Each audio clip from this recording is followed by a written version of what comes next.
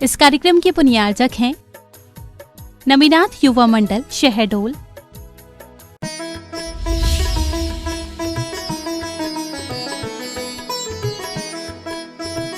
संत शिरोमणि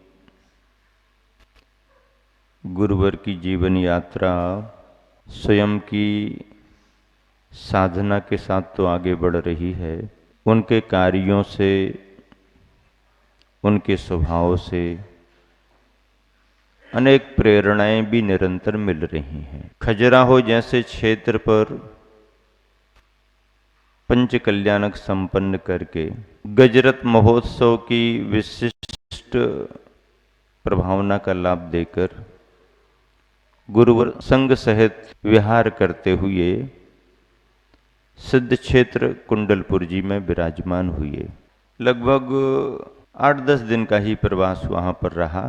फरवरी का माह प्रारंभ हो चुका था, सर्दियों का समय था। आचार्य श्री तो पहाड़ी पर ही एक बड़े मंदिर में रात्रि विश्राम करने के निमित्त से विराजमान थे। प्रारंभ के समयों में आचार्य श्री का बहुतायत समय कुंडलपुर प्रवास का पहाड़ी पर ही व्यतीत हुआ है। ज्ञान साधना केंद्र तो ये बहुत बाद में बना है। उसके पहले छोटा सा एक उदासीन आश्रम बना हुआ था, उसी के निकट कक्ष कमरों में भी आचार्य श्री का प्रवास होता रहता था। लेकिन स्वाध्याय और साधना की दृष्टि से प्राय दिन और रात का समय गुरुवर ऊपर ही व्यतीत करते थे, आहारचर्या को आना जाना करते थे। उन सर्दियों के दिनों में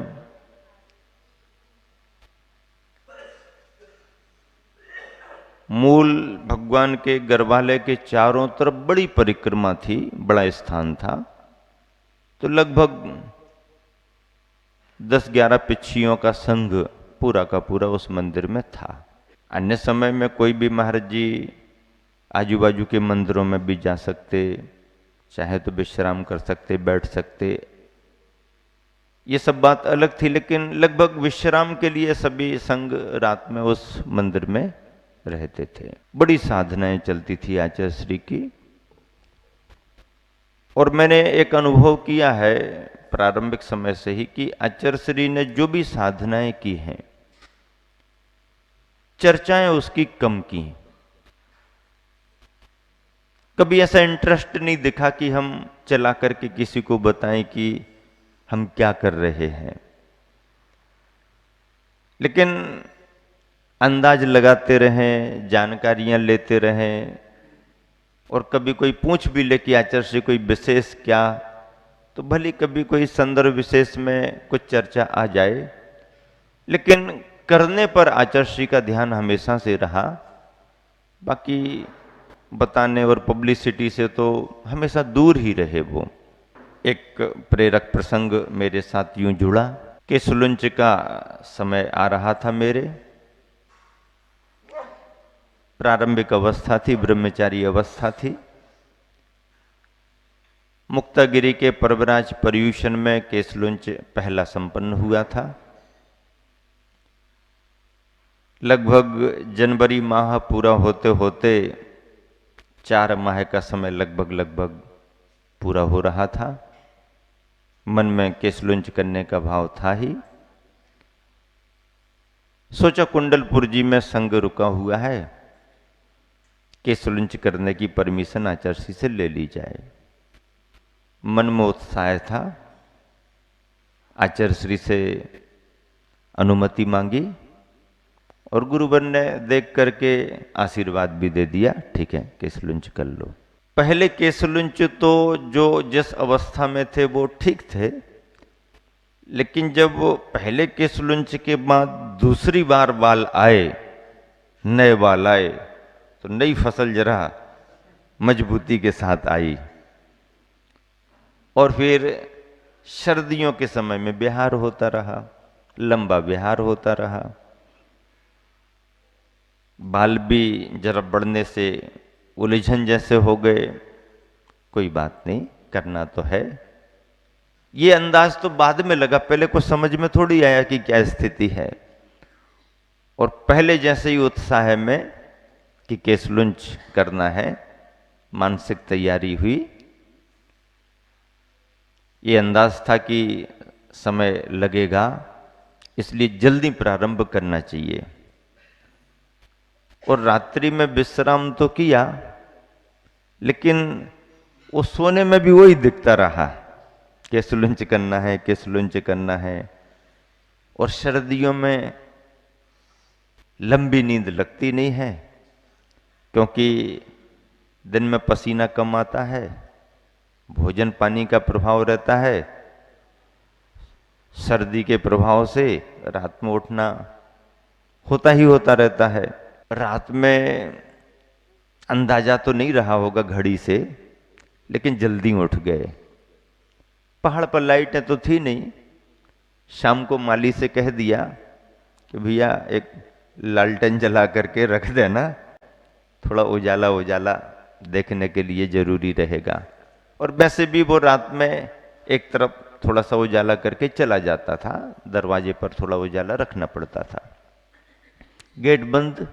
मंदिरों की इतनी अच्छी स्थिति कि यदि आपने खिड़की दरवाजे बंद कर दिए तो बाहर कितनी भी ठंड हो, कितनी भी हवाएं चल रही हो, अंदर तो ऐसा लगता कि बिल्कुल शांत। क्यों? उसका कारण था कि पुराने मंदिर जो बने हुए रहते हैं या पुराने घर जो बनते थे, मोटी मोटी बड़ी बड़ी दीवालों के बनते, बहुत चौड़ी चौड़ी दीवालों के बनते। और उस समय पत्थर और चूने का मसाला जो भी उसके हिसाब से होता, नीचे का भी फर्श जो होता वो ही पुराने मसाले से होता। तो ऐसा होने पर सर्दियों के दिनों में अंदर गर्माश, और उन मंदिरों में गर्मियों के दिनों में ठंडक रहती है। ये उनका अपना एसी सिस्टम पुराने विज्ञान का पहले ही से ही चलता था। और इन मंदिरों का उपयोग आचार्य श्री ने बहुत किया। मैंने स्वयं देखा संघ में गर्मी के समय बिना पाटा बिना चिटाई के भी आचार्य श्री यूं फर्श पर बैठ करके अपना पूरा समय एकदम दूर एकांत मंदिर जो उस हिसाब के दिन भर बैठे रहे। कई बार तो रात्रि विश्राम भी यूं।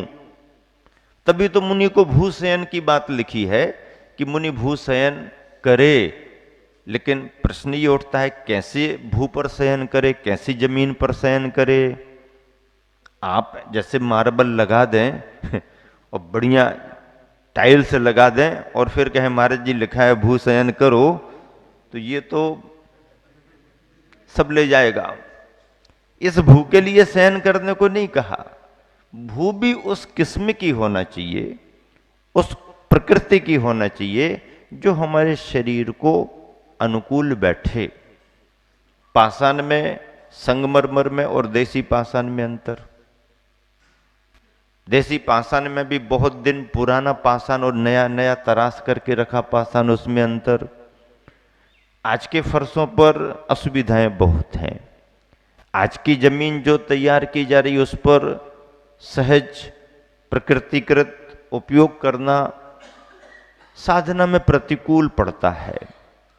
नेचुरल जो गुफाएं बनती थी, जो मंदिर बनते थे पुरानी टेक्निक से, उनकी बात लगती। आचार्य श्री को मैंने कई जगहों में स्वयं ऐसा देखा कि यूं ही जहां उनको लगता कि ये अनुकूल है तो बिन चटाई बिन पाटे के बैठना भी और विश्राम करना।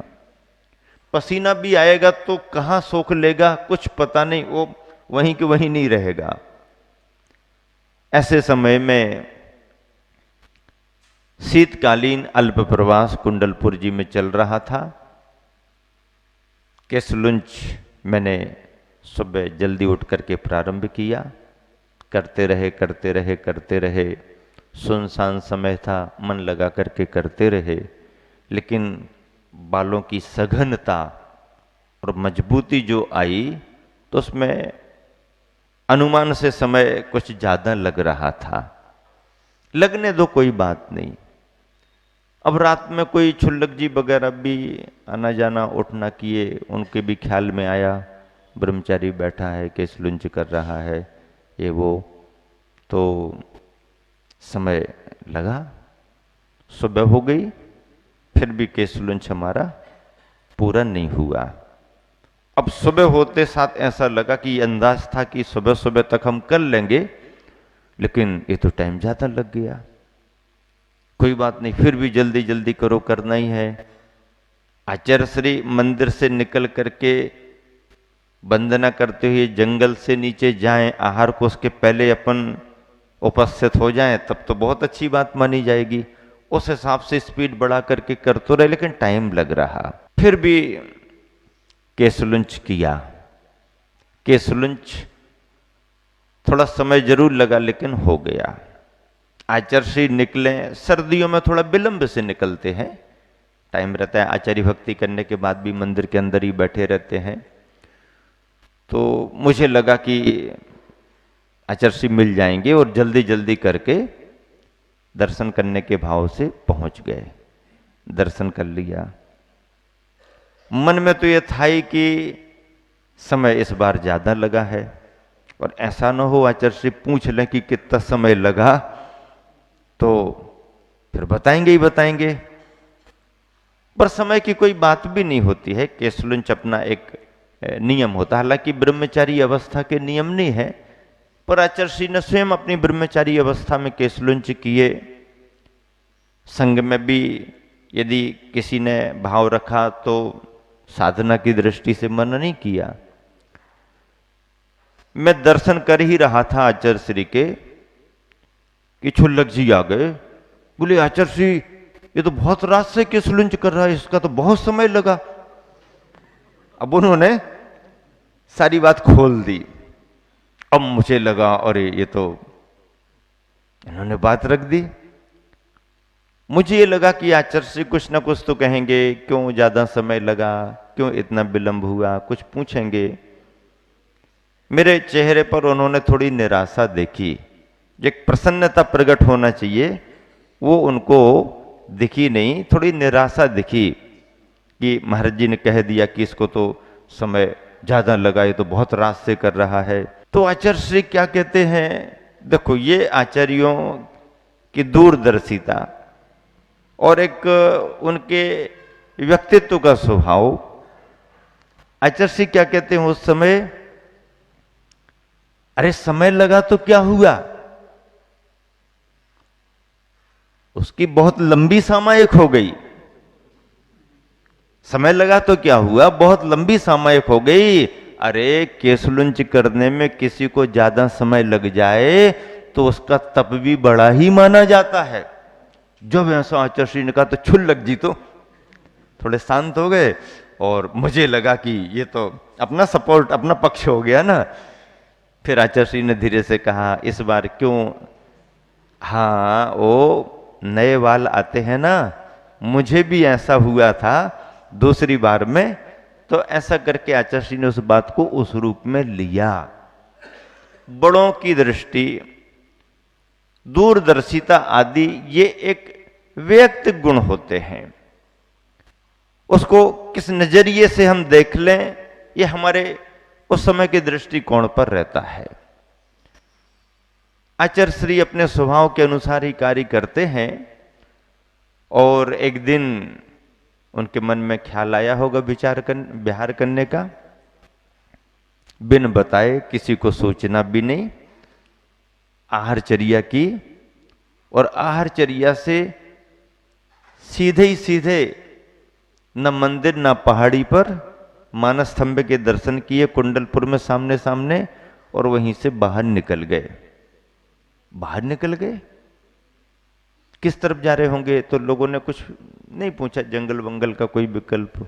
थोड़ा और आगे बढ़ गए। आचार्य श्री बढ़ते बढ़ते कहते हैं, मालूम है आपको कि हम कहाँ जा रहे तो बोले नहीं गुरुदेव। बोले बिहार हो गया, पटेरा जा रहा हूं। अरे बिहार हो गया, महाराज जियों के आहार चल रहे हैं। आचार्य श्री का बिहार हो गया। जैसे ही समाचार अंदर गया तो महाराजों को हलचल हो गई। बिहार हो गया, कहाँ को बिहार हो गया, कहाँ तक जाएंगे। फटफट सब महाराज जियों ने आहार वाहार किया।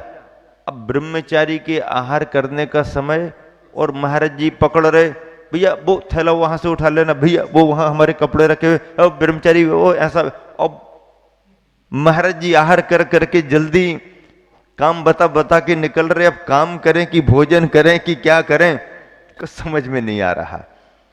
हलचल हो गई श्रावकों में भी, आचर्षी का बिहार हो गया, बिहार हो गया। तो जहां बिहार होता है तो श्रावक अपनी तैयारी में लग जाते हैं, फिर कौन किसको पूछे। किसी ने कहा भैया पहले भैया जी का भोजन तो कराओ। भोजन किया, सब स्थान देखा, पहाड़ पर चटाई विटाई रखी हैं, कमेटी वालों को कहा, उन्होंने ऊपर से सब सामान मंगाया, नीचे जो भी थोड़ा बहुत सामान सुबह सुबह का रखा रहता था वो सब इकट्ठा किया। अब ये अंदाज नहीं कि आचार्य श्री कहाँ, पर ये मालूम हो गया कि पटेरा का नाम लिया है, तो ये सोचा कि पटेरा रुकेंगे तो थोड़ा आराम से चले जाएंगे। कमेटी वालों ने कहा चिंता नहीं करो, पटेरा 5 किलोमीटर है, अपन चलेंगे। तो जो जल्दी में चलना चाहिए वो थोड़े से और आराम में आ गए। अब गाड़ी वाहन कमेटी वालों ने तैयार किया, ये सामान वो सामान ऐसा, तो लगभग 2-2:30 बजा दिए। पटेरा ही तो जाना है, पटेरा में तो आचर्षी है। लेकिन जैसे ही हम लोग आगे बढ़े और पटेरा पहुंचते पहुंचते मालूम चला कि आचर्षी ने तो यहां से भी बिहार कर दिया। अब बिहार कर दिया तो कहां को किया, हिंडोरिया। अंदाज से लोगों ने बता दिया हिंडोरिया। अब हिंडोरिया है तो ठीक है, पटेरा से हिंडोरिया रास्ता तो है ही। डालचंद जी पटेरा वाले एक अच्छे श्रावक थे, संघ की भैयावृत्ति में लगे रहते थे, उनका गांव पटेरा था। बोले भैया चिंता नहीं करो, अपन थोड़ा रुको, हम घर होकर के आते हैं, अपन हिंडोरिया तक चलेंगे, अभी समय तो है अपने पास में 2 घंटे का। ठीक है चलेंगे। अब वो अपने गए घर और थोड़ा देख करके काम करके आ गए। चलो भैया अपन सामान ले चलते हैं। अब वहां से सामान आगे हिंडोरिया पहुंचा। अब जैसे ही हिंडोरिया हम पहुंचे, पूछताछ जैसे ही की तो वहां लोगों ने बताया कि आचर्षी आए तो थे लेकिन रुके नहीं। किस तरफ निकल गए, कहां चले गए? बोले वो तो बांधकपुर तरफ चले गए। अब आप सोचो, कुंडलपुर से पटेरा 5 किलोमीटर तो ठीक सामयिक के पहले, लेकिन पटेरा से सामयिक के बाद 15 किलोमीटर, लगभग 15-16 किलोमीटर हिंडोरिया, और वहां से 8-9 या 10 किलोमीटर लगभग बांधकपुर। और साधन वहां कुछ बनते नहीं क्योंकि वो अलग रास्ता हो गया। पैदल वाले, अपने वाहन वाले तो कभी भी चले जाएं, ऐसे कोई वाहन बार बार नहीं, कोई 1-2 बसें तो वो समय पर मिलेंगी। अब वहां जाके पूछा, मालूम हुआ आचर्षी तो यहां से भी निकल गए। अब मुश्किल में पड़ गए, अब तो रास्ते ही अलग हो गया, क्या करें। अब डालचंद जी चिंता में खड़े और शाम के 5 बज रहे। अब काम नहीं बनेगा, अब गाड़ी वाहन वगैरह भी नहीं है, साधन भी नहीं है, अब क्या करना, बसें तो जाती नहीं है, समय पर ही कोई बस जाएगी, ये साधन तो अपना इतना था, इसका हो गया। अब चलो ठीक है। कहने लगे भैया पानी मानी। हमने कहा मिल जाए तो ठीक है, नहीं तो फिर अपने क्यों, अब किसको कहें तुरंत में, कहा। बोले बात तो सही है, अब यहाँ किसी को कहा तो है नहीं। मंदिर एक चैत्यालय के रूप में बना था, अंदर जाएं बस्ती में।